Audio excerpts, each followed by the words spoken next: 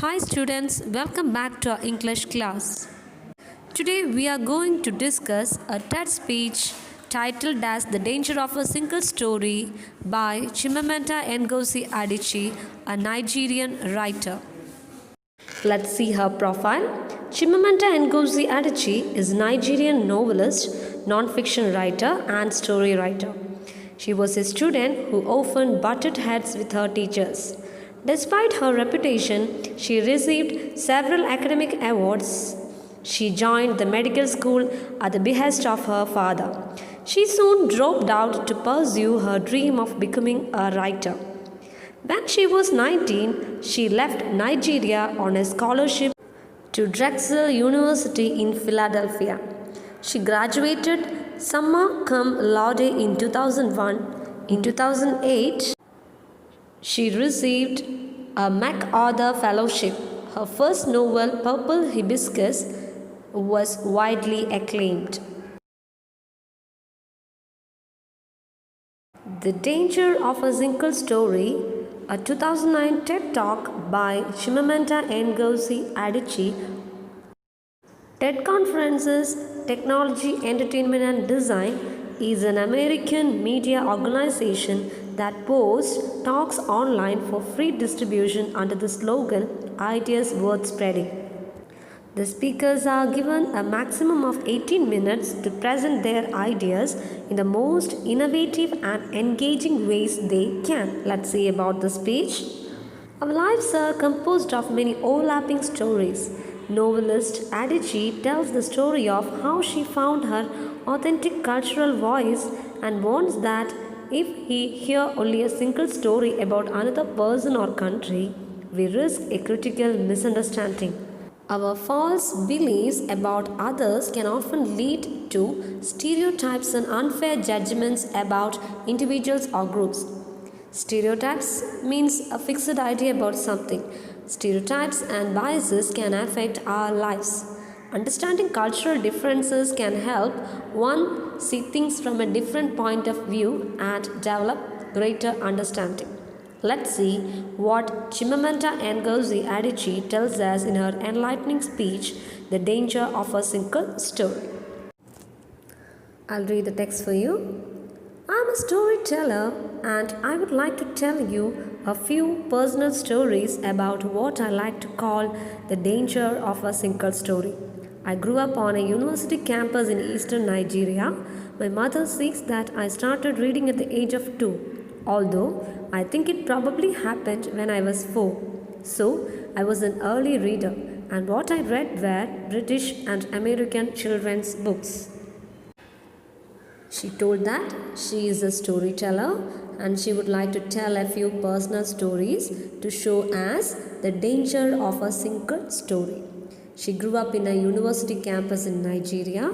Her mother says that she started reading at her age of 2, but she thinks she did it when she was 4. She is a reader and she used to read mostly British and American children's books.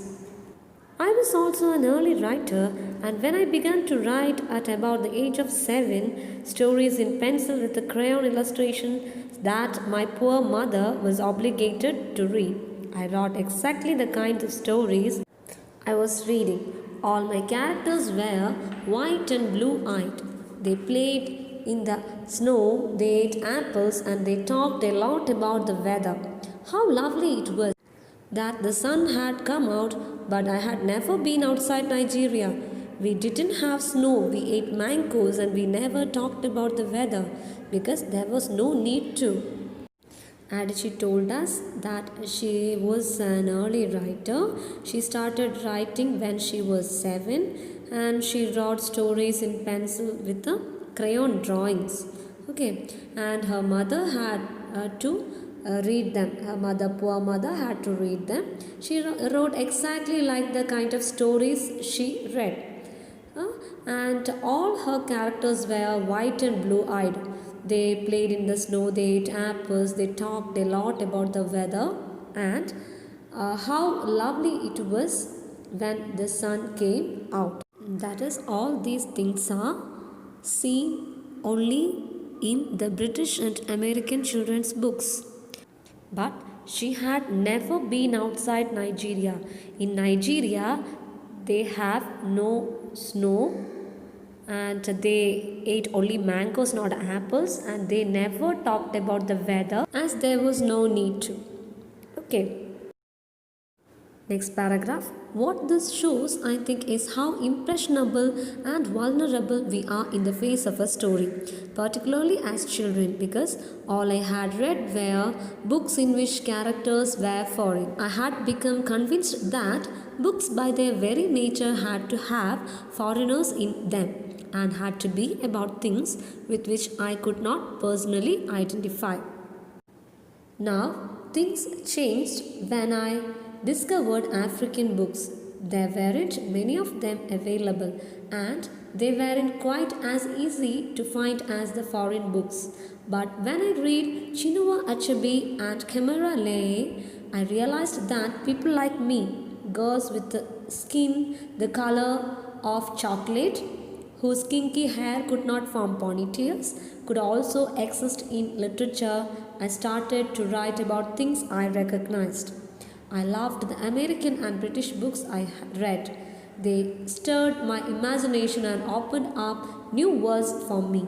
But African writers saved me from having a single story of what books are. This shows how impressionable and vulnerable we are to a story, especially when we are children. Impressionable means easily affected by something. Vulnerable means easily hurt. As a child, we are easily impressioned on the stories, the characters, and the pictures in the story books. So, she told that since she read books whose characters were foreign, she thought books should have foreigners in them and should be about things she could not personally identify. That is, she believed that the characters in the books, in the stories, are always foreigners, are only foreigners. Okay, she never saw any characters like her in the books she read. Things changed when she found African books. Not many were available, they were not easy to find. These African books are not easy to find.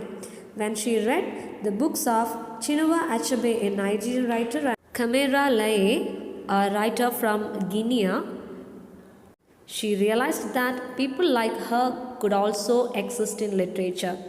That is, people like her means those who have skin color like chocolate and kinky hair which could not form ponytails. So now she started writing about things that she recognized, that is, things around her native place. She still loved the American and British books that she read because those books stirred her imagination and opened her a new world. That is why she wrote many stories from her early age. But the African writers showed her that books can be about different things. The African writers saved her from having a single story of what books are. The single story in her mind is that the stories include only the foreigners as characters. But everything gets changed after reading the African stories. Then she realized that people like her, that is Africans, also be the characters in the stories. So students, that's all for today. Read the textbook well. If you have any doubts, please ask me. Thank you.